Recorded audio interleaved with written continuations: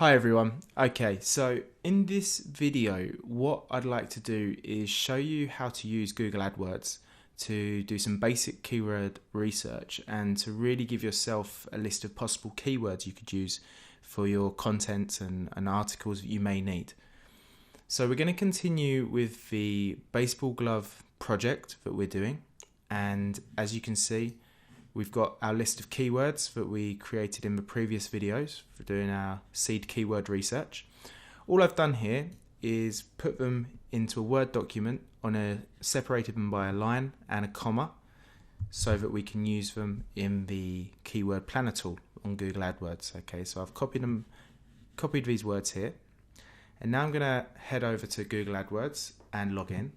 Now, if you've never used Google AdWords before, you will need a Gmail account so that you can actually log in and start using this. It's very easy to set up and it's completely free.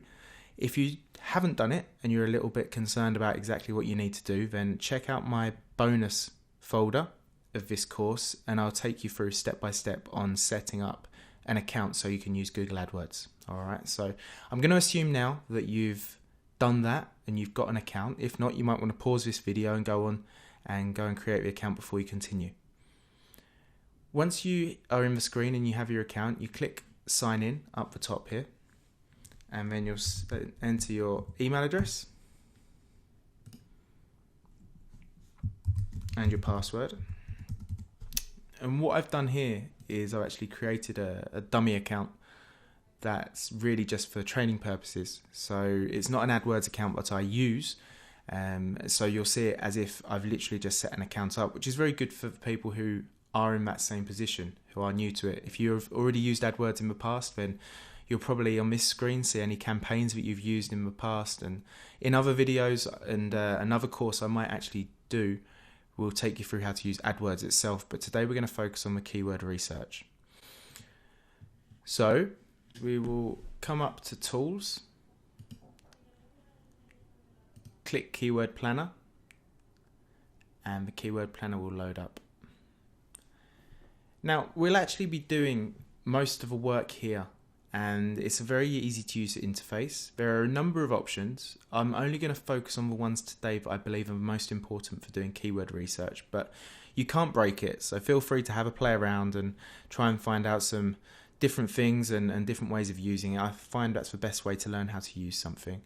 Like I said, I'm going to focus more on keyword research and giving you a list of viable keywords that you can use to target in your articles to give you a better ranking in the search engines. Okay.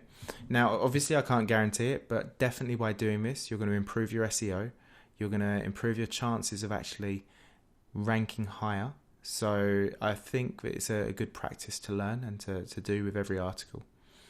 So when you're here on this screen, you're going to find new keywords and get search volume data by clicking this top option here. Search for new keywords using a phrase, website, or category.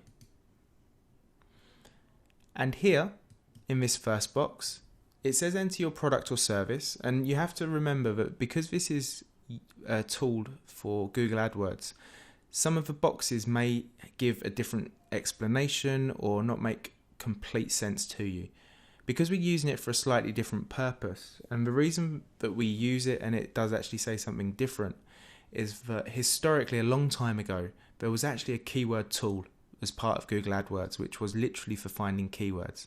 However, Google updated their systems and their platform, and Keyword Planner was the new version of the keyword tool. So it's been designed to work better with Google AdWords, but we're still going to use it for finding keywords. So what I want you to do is to, bear with me, I'm going to have to go back and copy and paste these words. So copy and paste, and you'll see they're all in there. So what you would do for your own project, whatever it is, you'd first of all pick your seed keywords by doing the research as we did in the previous video, and you'd enter them all in here.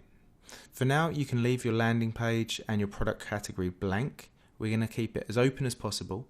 One thing you can do as you get more experienced with keyword research is to begin narrowing the results and using filters. For now, we're going to start at the beginning and cast our net as wide as possible.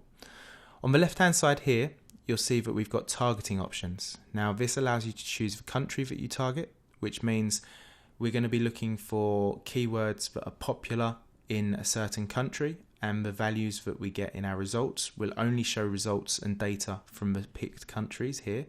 You can have more than one country, so here you can put, if it's a general website that's targeting all English speaking people, you could add United Kingdom, Australia, Canada, and this is something that a lot of people will do. They'll include these countries so that if you're not just targeting one country, you can capture more English speaking people. One thing I'd suggest is if you're selling a product, focus on the country that you're selling the product in. If you are offering services only in a certain country, then just focus on that. There's no point getting data from other countries if they're not relevant to you. So I'm going to assume that the baseball glove website is only going to target United States, and we're going to leave it like that. This is the language that we're targeting in. We're going to be targeting everybody speaking English because that's the language our website will be in. Now here you can select between getting data from Google or Google and search partners. Now search partners are the websites and advertising platforms that are used and in connection with Google. I personally believe that the data that you receive is better by selecting just Google, because these are literally just the searches that people are typing in to the search box. So I keep it as Google, but like I said, play around and look at the results and see what you get. Here, negative keywords. Now I'll just briefly explain what negative keywords are. When you get your results of potential keywords, if you have entered any negative keywords, it will prevent those results from showing up, or it won't give you any results that contains a negative keyword. So for example, in our seed keywords, it's for example, buy baseball glove. If we look at this keyword here. Now, if we were to enter the word cheap, because say for example we're selling a quality baseball glove and we don't want people coming here to look for cheap gloves, or let's put expensive if we only want people to look for cheap gloves. So anything that's here will basically not show up in your results. This can be used if you're targeting keywords that have duplicate meanings. Sometimes if you're looking for something in particular, you could end up getting a lot of results. I'll give you one example. Say for example, you are doing a website on windows in the house. I'm talking about glass, window frames, windows. Now, if you just type in Windows in the search, it's very likely you're going to get a lot of keywords connected to Microsoft Windows.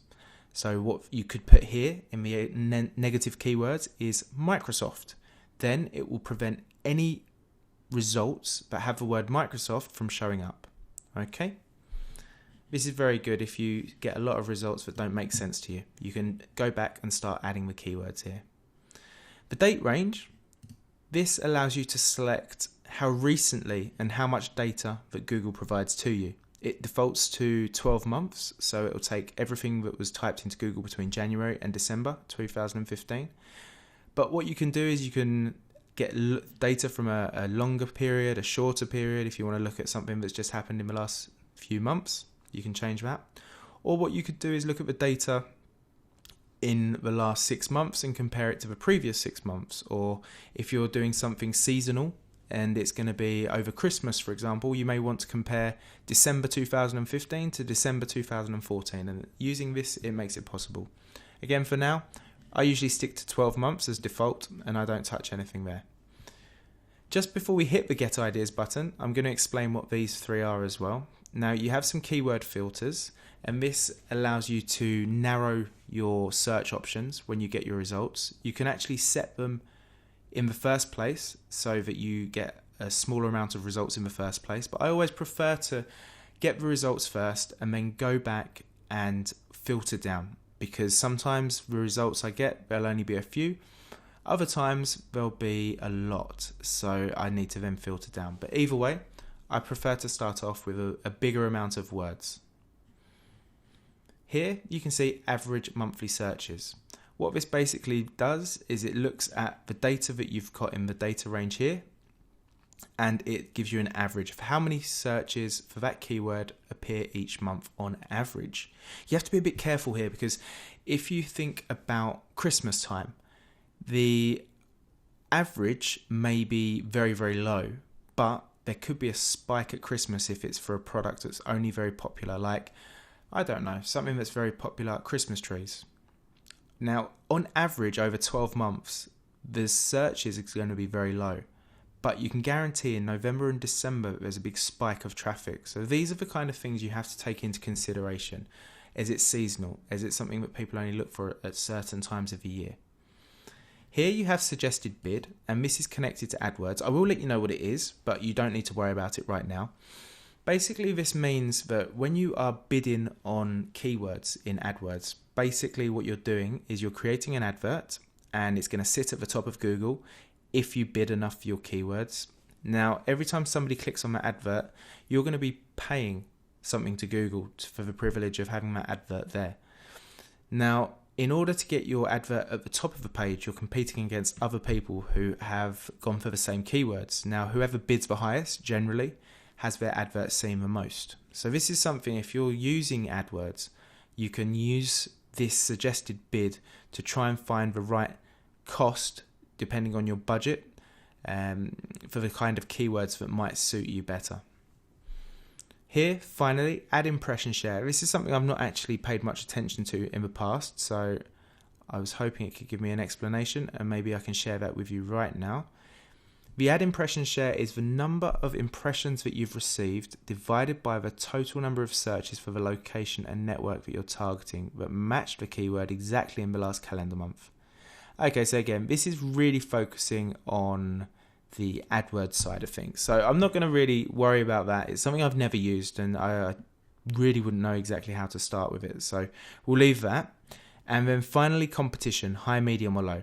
This is really looking at the amount of other people who are using these keywords and whether or not it's considered a high competition keyword, which means if it's a product that is extremely popular, the keyword that you're using is going to be high competition, or if the keyword is perhaps low competition, it's something that not many people, it's going to be a more niche specific query, or maybe a long tail word that doesn't get searched for very often. Okay, so now I've explained all those to you a little bit, I'm going to hit get ideas and we'll see the first keywords that come back for us. Right, you'll see it doesn't take very long. So here you've actually got groups of keywords that Google puts together for you. Again, this is looking for Google AdWords, so you'd probably pick a selection of words that are closely related as your campaign. But what we're going to do, because we want specific keywords, is we're going to click on this tab here, Keyword Ideas. So this is the first thing you need to do if you're following along, is to change it to Keyword Ideas. While it's doing that, here you can see month by month the average searches. Okay, and this is quite useful because it shows you if there's any spikes in traffic. March and April, there's busiest 2 months. Now, could that be because the season starts? Honestly, I'm not a big baseball fan because I'm from the UK and it's not a big sport here. So you'll probably know if you're watching this from the US, maybe there's some significance there. Maybe March and April are times when the season starts, people begin playing again after the winter. I'm not sure, but maybe that's why.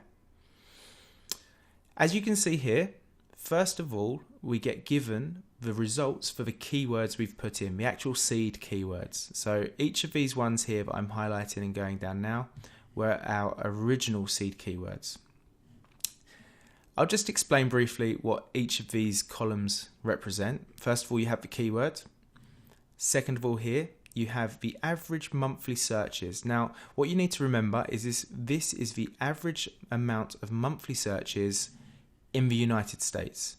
This will change depending on which countries you select and how many you have. So if you're targeting multiple countries, this could well be a higher amount, but this will only show you the data that you have selected in your targeting data here, okay, the selection you have. You can highlight the graph here and it will give you specific keyword information and search information just for that one word. Up here, it's an average across all of the words, but here you can see, and again, it's March, April and May are the busiest 3 months, so that's definitely a trend there, and this is definitely the busiest time of the year for people searching for baseball gloves. Here you can see the competition, which I've already explained to you. It's how many people are searching for this keyword, using this keyword, how competitive it is in the market. And here the suggested bids. So this is basically telling you that if you were to use this in an AdWords campaign, you should set your bid and be willing to pay at least €1.03 every time somebody clicks on your ad. This column here, again, I told you I don't know much about. And then finally, add to plan. This plan here is really a collection of all the keywords that you've selected and want to use. And what you can do here is you can either add all 812, that's how many keywords we have currently. You can download, which is a very useful thing to do because it gives you all of the keywords and it's a list that you can go back to if perhaps you want to start off with a few and then check them out in the future. You can also add and remove columns if you've got too much information, if there's something that you don't particularly need to see. So like add impression share, we don't need. So I'm going to get rid of that just so it's easier to read. Now, after your seed keywords, you'll see here that these are the suggestions that come from Google. Now you can search and sort by alphabetical order in the keyword. At the moment it's by relevance, but you can change that alphabetically. You can change by the average monthly searches, so you end up with a list with the most searched for keywords first, down to the lesser ones, which is what I usually do, or the suggested bid. But again, because you're not using this for Google AdWords, then it's irrelevant. In fact, I'm going to take this one out. So you go to columns and suggested bid. Okay, now we've just got the information we really need. The keyword, the monthly searches, and the competition. The reason I've left competition in there is because if you are searching for long tail keywords, a lot of people tend to go for the lower competition words because it means they're less in the spotlight, less demanded, less being used. So that's just one theory on it. Some people say that it's irrelevant, but the experience I've got, then I tend to go for the lower ones for my long tail keywords. And if it's a keyword that I'm purposely going into a competitive market and want to compete, then I may lean towards a higher competitive word. So the next thing I'd suggest you do is to sort by the average monthly searches. Okay, that's done that. Now out of your seed keywords, we're going to look at these first.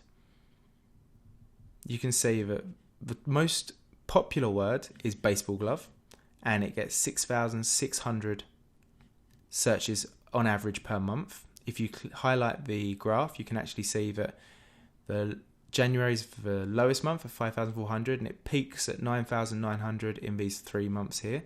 But this gives you the monthly average. The lowest search for one is buy baseball glove, and this on average gets 30 searches a month. So like what we're going to do now is we're just going to look at this, and again you can see February, March, busiest months, so only about 50 searches. So these are keywords that don't get a lot of traffic. People don't search for these very often. Now, typically when looking for keywords, I usually don't focus on anything that gets less than 100 because really it takes a lot of time to get that traffic, and although it could be easier to rank, you're not going to get a significant amount. I usually focus on keywords that have between 100 and 2,000 average monthly searches. I find that anything more than 2,000 searches becomes more difficult and more competitive to rank for, and anything less than 100, well, you may get some searches, but really it's more effort than the payoff you'll probably get. So definitely, I mean, if you're going to be writing lots of articles, start off with the keywords that will probably give you more searches to try and drive more traffic to your website. And then as you have more time and as you maybe run out of other keywords and keywords that get a lot of searches, start focusing on the lesser ones, okay? And then that way you're actually building up your website as a stronger resource all round, because once you start ranking for the lower ones and the higher ones, it will be seen as more as a authority website to Google, and this will further improve your rankings. What I'm going to do now, I'm going to split this into another video and continue with this.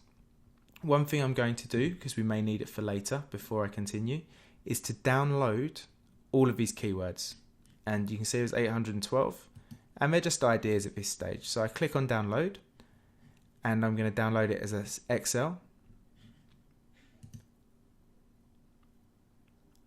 And this is going to download 800 words. Now, honestly, some of these words won't be much use to it, but it's always good to start off with more and then work our way down to a smaller amount. It's just downloading those now. And while it does that, I'm going to stop this video so you've got plenty of things to try up until this point, and I'll see you in the next video where we'll look at the keywords in more detail.